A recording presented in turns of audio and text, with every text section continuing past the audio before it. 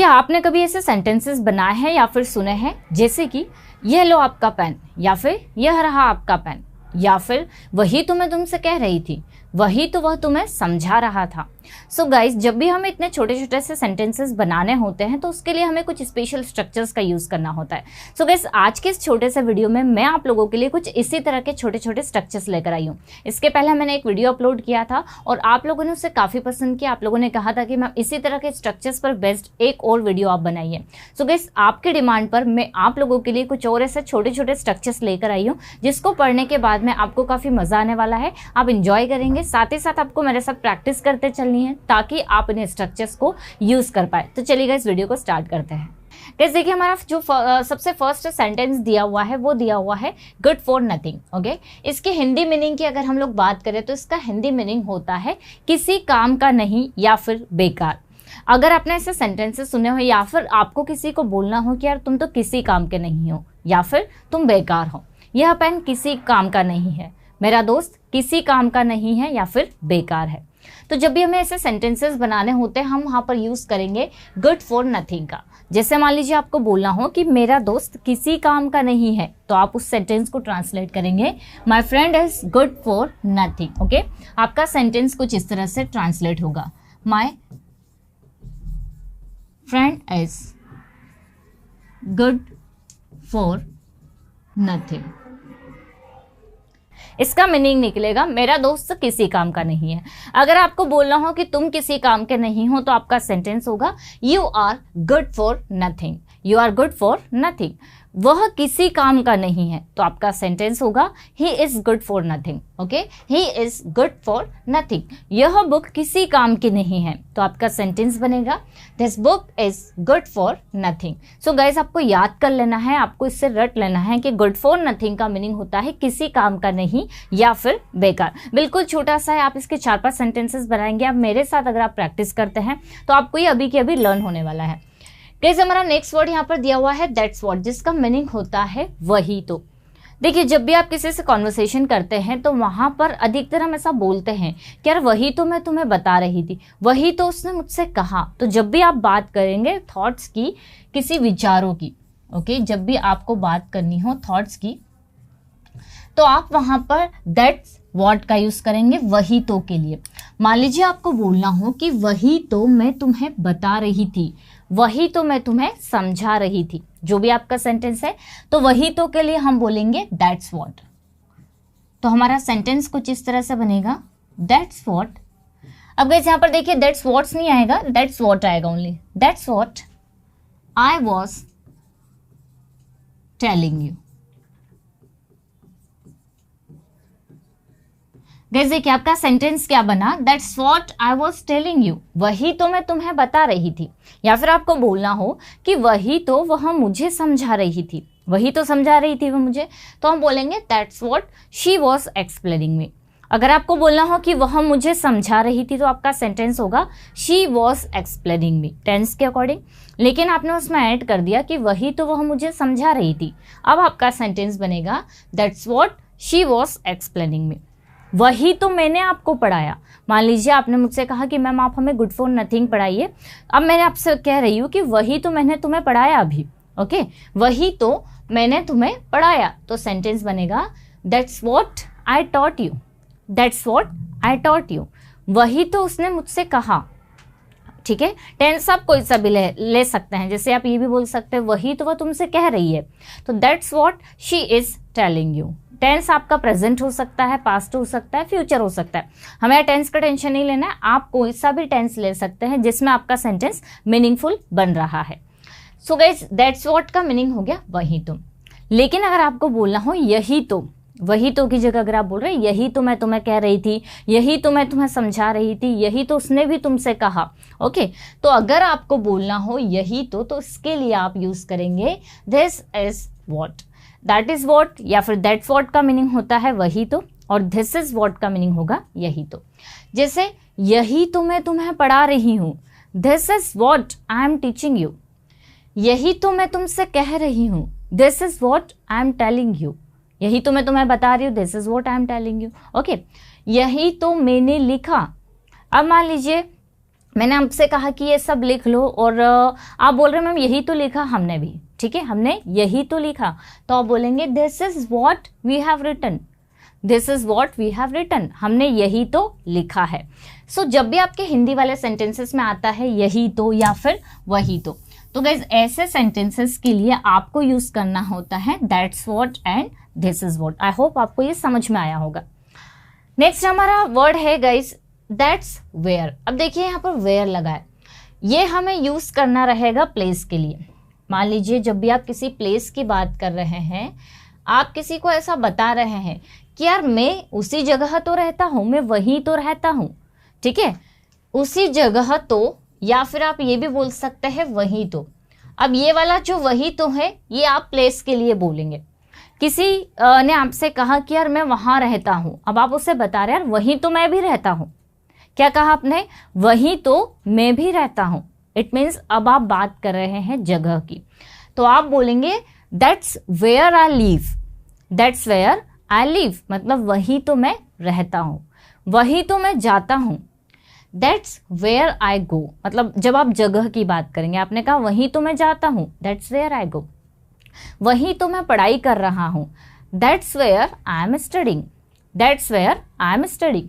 तो आपने क्या कहा? दैट्स वेयर, किस लिए? जगह के लिए। आपको इसी जगह तो बोलना हो। यहाँ पर हिंदी देखिए, हिंदी मैंने लिखा हुआ है उसी जगह तो या फिर वहीं तो, इसी जगह तो या फिर यहीं तो ये दोनों सिचुएशन में आप लगाएंगे दिस इज वेयर। आप इसकी जगह ऐसा भी लिख सकते हैं यहीं तो, ठीक है। तो ये आपको प्लेस के लिए यूज करना है। ये जो दो हैं ये यूज होंगे थॉट्स के लिए, ये दो यूज होंगे प्लेस के लिए। आपको बोलना यार इसी जगह तो मैं भी रहती हूँ, this is where I live. Okay, क्या कहा आपने? This is where I live. यहीं तो वह आता है, this is where he comes, this is where he comes. यहीं तो वह इंग्लिश सीख रहा है, this is where he is learning English, this is where he is learning English. So guys आपने देखा दैट्स व्हाट और दिस इज व्हाट कितने सिंपल स्ट्रक्चर्स है, लेकिन ये हमें पता नहीं होता और इसकी वजह से हम लोग इंग्लिश बोलते बोलते अटक जाते हैं या फिर रुक जाते हैं। तो इनको अगर आप याद कर लेंगे तो कोई ऐसी प्रॉब्लम ही नहीं आएगी, आपको मेरे साथ प्रैक्टिस भी करते चलना है। ओके गाइस, हमारा नेक्स्ट जो स्ट्रक्चर दिया हुआ है काफी इंटरेस्टिंग है। ये वाला स्ट्रक्चर आपको तब यूज करना है जब आप ऐसे सेंटेंसेस बनाएंगे कि मैंने उसे मेरा दोस्त समझ लिया, या फिर उसने रस्सी को सांप समझ लिया, या फिर मैंने अंधेरे में उसे भूत समझ लिया।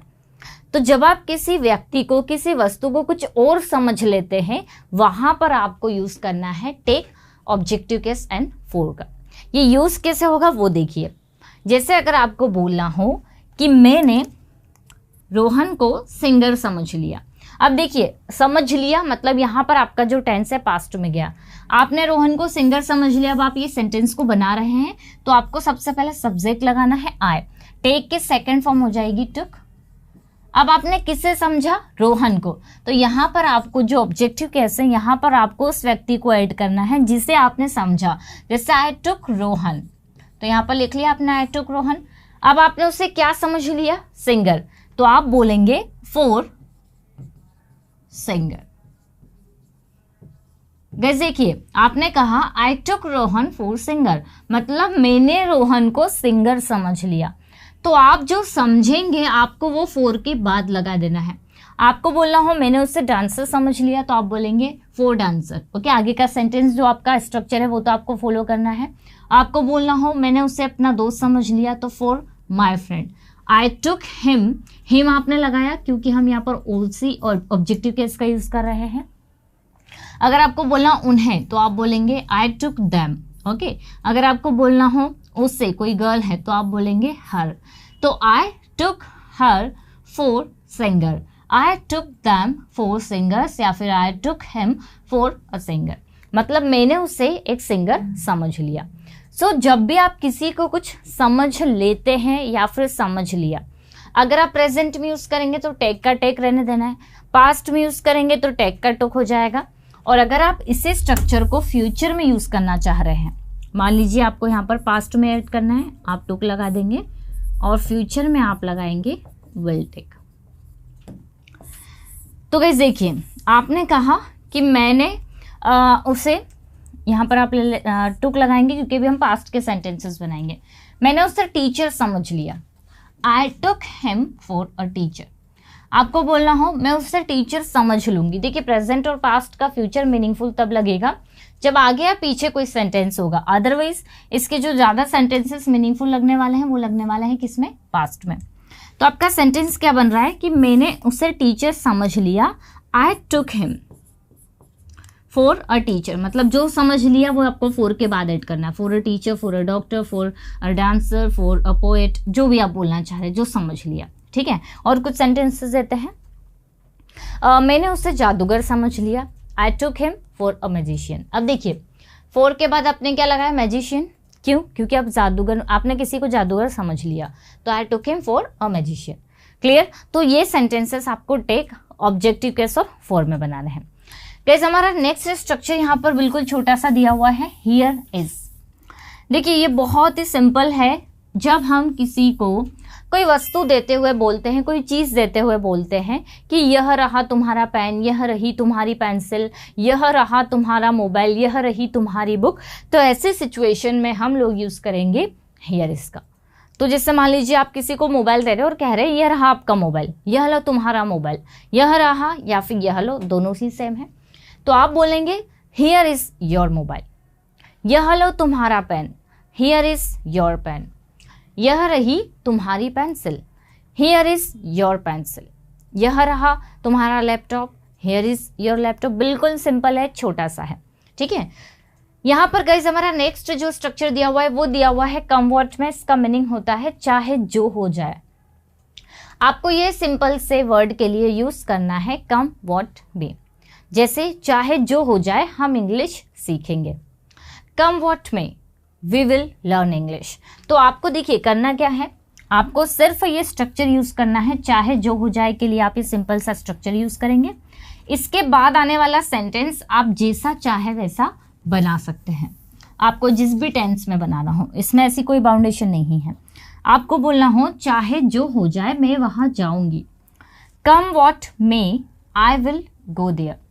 चाहे जो हो जाए वह यहाँ आना चाहता है, come what may he wants to come here. चाहे जो हो जाए मैं वहां जाने वाली हूँ, come what may I am about to go there. ठीक है, तो आपको जब भी यूज करना हो चाहे जो हो जाए आप उसके लिए यूज करेंगे कम व्हाट मे। गाइस हमारा नेक्स्ट सेंटेंस यहाँ पर स्ट्रक्चर दिया हुआ है हैज हैव बीन। यहाँ पर आइडेंटिफिकेशन दी हुई है सुबह से है। देखिए आपने ऐसे सेंटेंसेस पढ़े होंगे कि मैं यहाँ हूँ, आई एम हियर, वह इंदौर में है, ही इज इन इंदौर, वह घर पर है, ही इज एट होम। ये हमारे सेंटेंसेस जो बनते हैं ये बनते हैं verb of to be, okay, जिसमें हम लोग इज एम आर का यूज करते हैं। लेकिन गाइज अगर आपको इज एम आर हटाना हो, रिप्लेस करना हो, तो आप उसे हैज बीन से कर सकते हैं अगर उसमें टाइम लग जाता है तो। जैसे आपको बोलना हो कि वह यहाँ 2 दिनों से है। देखिए हम इसे थोड़ा सा कंपैरिजन करते हुए समझते हैं। आपको बोलना हो कि राम यहाँ है तो आप बोलेंगे राम इज हियर, ओके। लेकिन यहाँ पर सेंटेंस में आप टाइम लगा देंगे, सुबह से, शाम से, 2 दिन से, जो भी आप मेंशन करना चाह रहे हैं। तो मतलब आपको ये हैज हैव बीन के बाद में यहाँ ऑब्जेक्ट लगा देना है, यहाँ पर कोई आपकी मैन वर्ब नहीं आएगी। जब आप पर्सन के कहीं या कुछ होने की बात करेंगे, जैसे आपने कहा राम यहाँ है तो आपका सेंटेंस बना राम इज हियर। अब आपको ये बोलना हो कि राम यहाँ 2 दिनों से है, अब आपका सेंटेंस बनेगा राम हैज बीन। देखिए हैज बीन लगाया, हियर फॉर 2 days। ये देखिए अब यहाँ पर टाइम आ गया था, इस वजह से हमने इस सेंटेंस को किस में बनाया, हैज और हैव बीन में। टाइम मेंशन नहीं करना है तो आप सिंपली किस में बनाएंगे, इज एम आर में। अगर मुझे बोलना हो कि मैं अपने घर पर हूं तो आपका सेंटेंस बनेगा आई एम एट होम। लेकिन अगर आपको ये बोलना हो मैं सुबह से घर पर हूं, अब आपका सेंटेंस कुछ अलग बनेगा। अब आपको ट्रांसलेट करना होगा आई हैव बीन। अब आपके सब्जेक्ट के साथ में हैव लग गया, क्योंकि आई के साथ हैव लगता है, तो ये डिपेंड करेगा सब्जेक्ट के according. I have been at home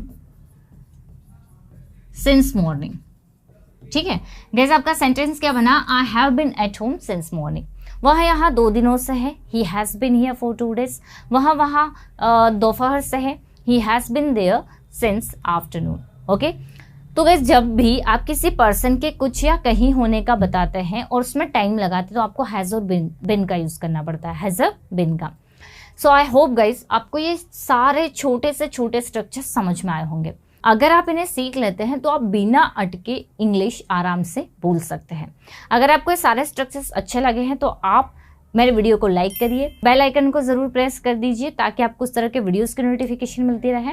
और गाइस ये जितने भी स्ट्रक्चर्स आपको समझ में आए हैं आप कमेंट जरूर करेंगे, सेंटेंसेस बनाएंगे, मैं सभी के कमेंट्स चेक करूंगी कि आपने सेंटेंसेस सही बनाए हैं या फिर नहीं। मैंने काफ़ी स्टूडेंट्स के कमेंट्स देखे हैं, उसे करेक्ट किया हुआ है, तो आप भी कमेंट सेक्शन में सेंटेंसेस बनाकर भेजिए। मैं बिल्कुल अगर आप कोई सेंटेंस इनकरेक्ट होता है तो मैं उसे करेक्ट करूंगी। सो गाइस मिलते हैं हम लोग नेक्स्ट वीडियो में। Till then bye bye, take care.